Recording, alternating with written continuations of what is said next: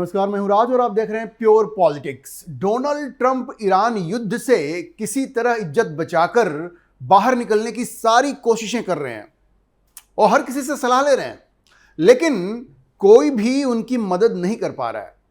पाकिस्तान का army chief Asim Munir, उसने भी ट्रंप से बड़े बड़े वायदे किए थे कि हम मध्यस्थता करवा देंगे और कोई रास्ता निकालेंगे, लेकिन आसिम मुनीर के साथ समस्या यह है कि ना तो ईरान और ना ही इजराइल उनको कोई भाव दे रहा है।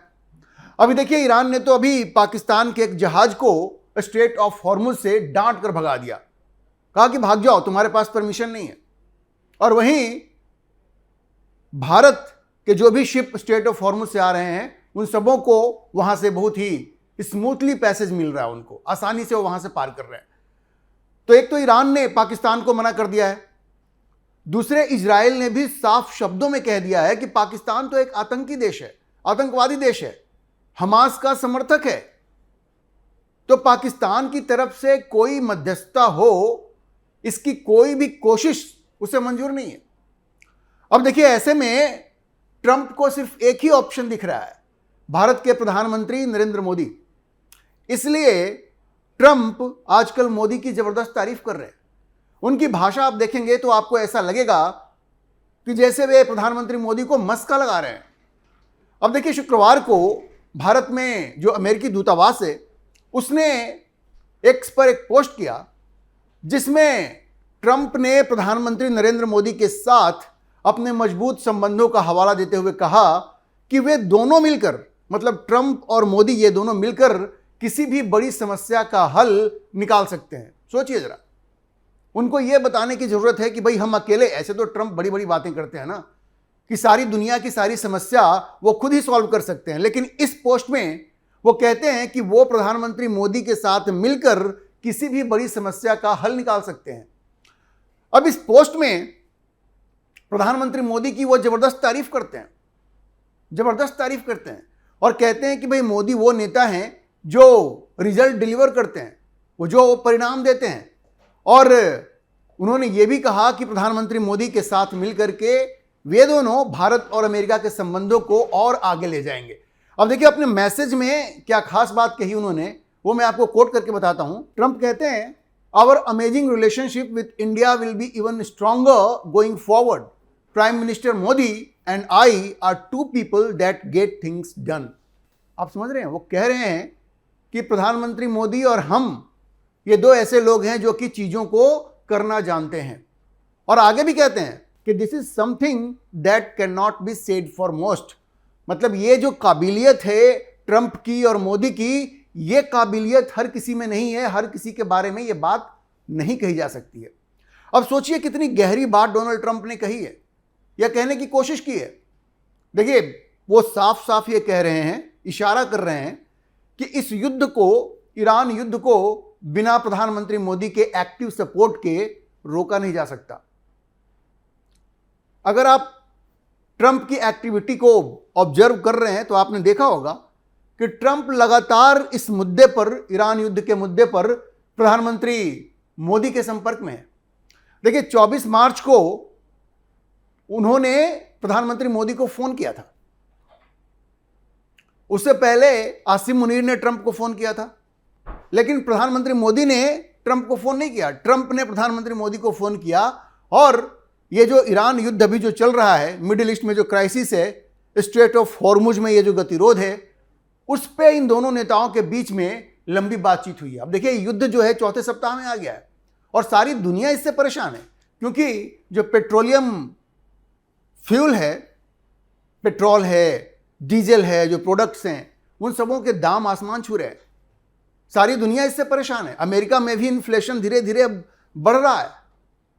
तो दोनों नेताओं ने मंगलवार को भी बातचीत की और क्या क्या डिस्कस किया, ये कहा कि भाई स्ट्रेट ऑफ हॉर्मुज जो है, जिसपे कि एक तरह से ईरान ने नाकेबंदी कर दी है, उसको कैसे खुला रखा जाए और इसमें जो जियोपॉलिटिकल रिस्क जो है ईरान के साथ, ये जो अभी मामला चल रहा है, उससे कैसे निपटा जाए। अब देखिए, वो जो फोन पे बातचीत हुई, उसके बाद प्रधानमंत्री मोदी ने भी एक ट्वीट में कहा कि भाई उनकी बातचीत ट्रंप से हुई है और उन्होंने कहा कि भारत जो है सपोर्ट करता है कि जो डी एस्केलेशन है, मतलब युद्ध को जो खत्म करने की जो बात है और शांति को बहाल करने की जो बात है, वो भारत उससे पूरी तरह से सहमत है। और जहां तक स्ट्रेट ऑफ हॉर्मुज की बात है, वो तो खुला रहना चाहिए, वो सिक्योर होना चाहिए और हर किसी के लिए एक्सेसिबल होना चाहिए।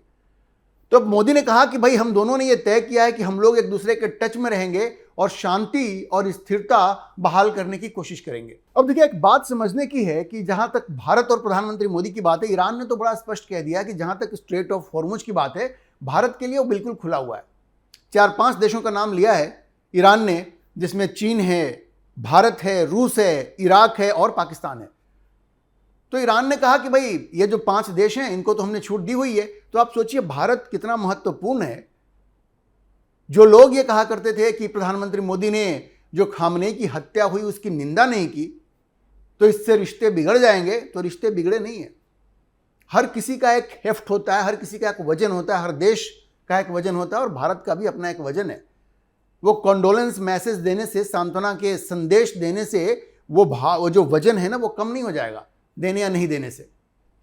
तो देखिए, ईरान ने भारत को ये छूट दी है, वहां पे 3-4 देश और भी हैं।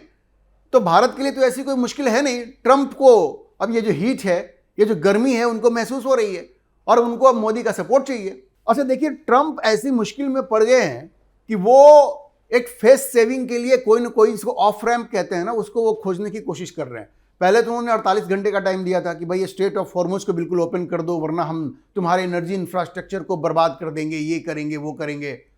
तो ईरान ने कहा कि भाई अगर तुम ऐसा करोगे तो ये तुम्हारे जितने भी चमचे देश वहां पे हैं, कतर है, यूएई है, सऊदी अरब है, हम भी इन पे हमला कर देंगे। ट्रंप पीछे हट गए और अब ट्रंप किसी तरह से इससे बाहर निकलने की कोशिश कर रहे हैं और अब उन्होंने 10 दिन का समय दे दिया है कि 10 दिन में आप स्ट्रेट ऑफ हॉर्मुज जो है उसको आप खाली करें। और वो ये भी कहते हैं कि कुछ लोगों से उनकी बातचीत हो रही है ईरान में, नाम नहीं बताते हैं वो, क्योंकि मुर्तजा खामनेई जो है उनसे तो बातचीत नहीं हो रही है, तो उन्होंने कह दिया। लेकिन अब किनसे बातचीत हो रही है, अब ये कहा जा रहा है, कहीं कहीं मीडिया में खबर आ रही है कि जो ईरानियन पार्लियामेंट है और उसके जो स्पीकर हैं उनसे शायद उनकी बातचीत हो रही है। लेकिन जो स्पीकर है उन्होंने साफ साफ मना कर दिया है कि भाई हमारी कोई बातचीत अमेरिका से नहीं हो रही है। अच्छा देखिए, ट्रंप ने जो भी कंडीशन रखा था, ईरान ने बिल्कुल उन सारे कंडीशंस को रिजेक्ट कर दिया है और ईरान को अब ऐसा लग रहा है कि उनका अपर हैंड है, क्योंकि ट्रंप ने अगर ये सोचा था कि मिसाइल से हमला करके और वहां पे वो रिजीम चेंज करवा देंगे, सत्ता परिवर्तन करा देंगे, तो वो तो बिल्कुल असफल हो गया। अगर सत्ता परिवर्तन कराना है तो डोनाल्ड ट्रंप को अपने ट्रूप्स को ग्राउंड पे भेजना पड़ेगा, जैसा इराक में किया था। और एक बार ग्राउंड पे ट्रूप्स जाती हैं तो उनको मानसिक रूप से तैयार रहना पड़ेगा कि कैजुअलिटीज हो सकती हैं, बड़ी संख्या में सैनिक मारे जाएंगे और अमेरिका में इसका बड़ा ही निगेटिव असर होगा। और नवंबर में वहां मिड टर्म इलेक्शंस होने वाले हैं और अमेरिका के लोग, जैसी खबरें आ रही है, भी रॉयटर्स एंड इप्सॉस का एक पोल आया है, उसमें यह बताया गया है कि डोनाल्ड ट्रंप अब तक की सबसे लोवेस्ट रेटिंग है उनकी, 37%। तो इस बात की भी संभावना है कि अगर ऐसे ही सब कुछ चलता रहा तो मिड टर्म जो इलेक्शन है नवंबर में, उसमें जो रिपब्लिकन पार्टी है वो हाउस ऑफ रिप्रेजेंटेटिव्स और सीनेट दोनों में अपना बहुमत खो सकती है। तो ट्रंप इसको लेकर के बड़े परेशान है और ईरान इस बात को समझता है। तो ईरान ने काउंटर कंडीशन लगा दिया है।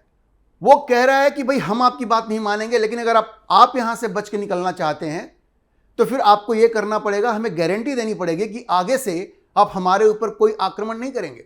और दूसरे, इस युद्ध में जितना हमारा नुकसान हुआ है आपको उसकी भरपाई करनी पड़ेगी।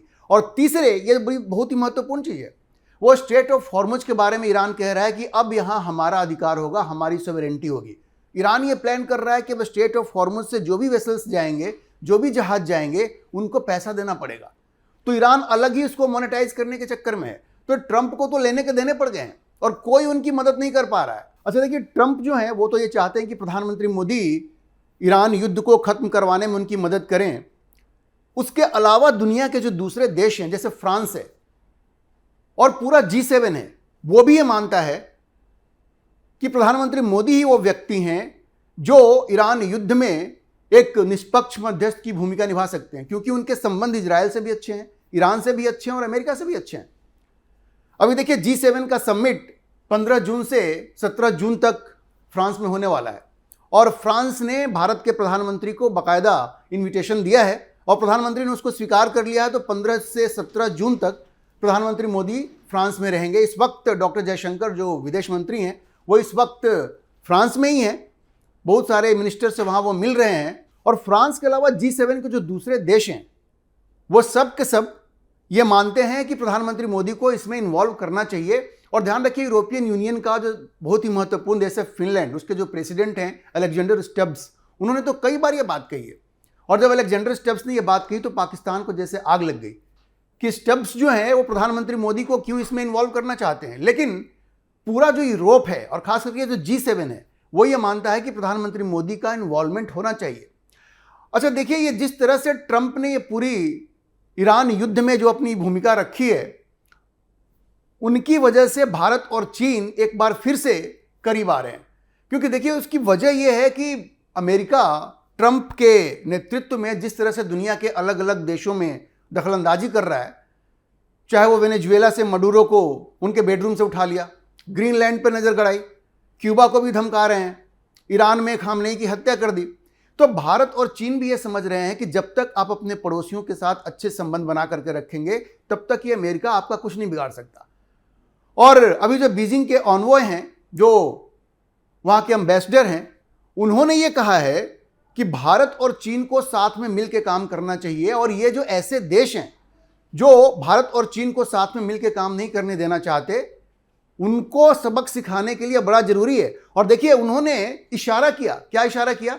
अभी कुछ दिनों पहले अमेरिका के जो डेप्यूटी सेक्रेटरी ऑफ स्टेट हैं, जो भारत आए हुए थे रायसीना हिल्स के डायलॉग में, उसमें उन्होंने कहा कि अमेरिका वो गलती नहीं करेगा जो उसने चीन के संबंध में किया था। मतलब चीन को आगे बढ़ाने में, चीन की अर्थव्यवस्था को मजबूत करने में अमेरिका ने जो रोल प्ले किया, अब वो गलती वो भारत के साथ नहीं करेगा। जिस वक्त शीत युद्ध का जमाना था तो अमेरिका ने चीन को काफी सपोर्ट किया, क्योंकि उस वक्त उनकी लड़ाई सोवियत संघ से थी और सोवियत संघ और चीन का भी आपस में बनता नहीं था। लेकिन उस सपोर्ट का परिणाम यह हुआ कि चीन एक अलग ही सुपर पावर बन के उभर गया।